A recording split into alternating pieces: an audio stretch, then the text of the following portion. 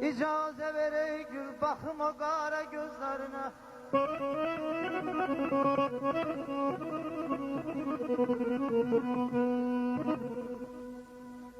İcazə ver ey gül, baxım o qara gözlərinə.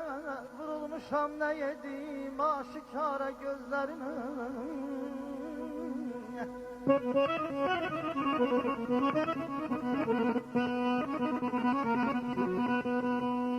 Qəm etmərəm, məni gündə 100 dəfə öldürsən.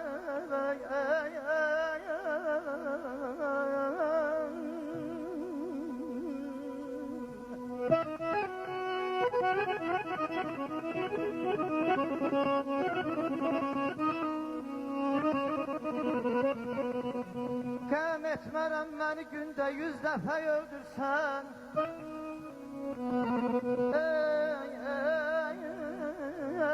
Baxanda bir də diriləm, baxanda bir də diriləm. Dübarə gözlərinə və gözüm qurban. Ay aman, ay aman.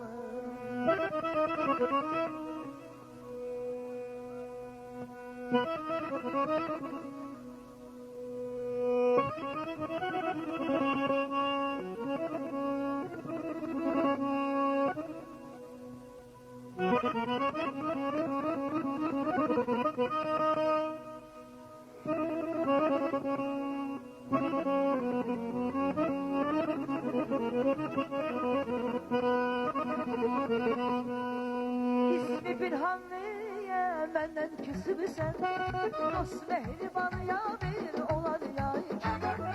İsmi Pirhanlı'ya məndən küsübsən, dost mehriban yaver olar ya iki. Bir gülərsən, hamı deyər, hayırdır.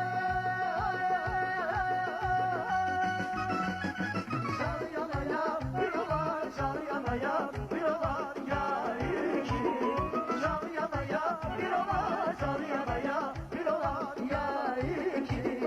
Can yanaya, bir olar, can yanaya, bir olar ya iki. Can yanaya, bir olar, can yanaya, bir olar ya iki.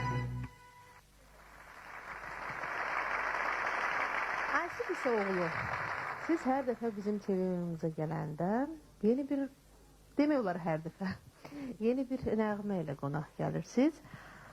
Bugün sözü size vermek isterdik. Görək, ne ifa edeceksiniz? Teşekkür ederim Ceylan Hanım. Doğrudan da ben bugün yani okuyacağım mahnı ilk defa yani benim ifamdır. Sizin verilişte səslənəcək. Bu mahnı retro bir mahnıdır. Demək olar ki bir 50 il bundan əvvəlin mahnısıdır. Yani siz hamınız bilirsiniz ki bizim çok büyük bir musiqiçimiz olub Vaqif Mustafazadə, dünya şöhrətli Vaqif Mustafazadə, piyanoçu, cazmen ve onun belə bir ansamblı vardı, Sevil Vokal Kvarteti. Onun həmin kvartetin repertuarından bir mahnıdır. Musiqisi Hacı Xan Məmmədovun, sözləri isə Aşıq Ələskərindir. Mahnı belə adlanır, Gül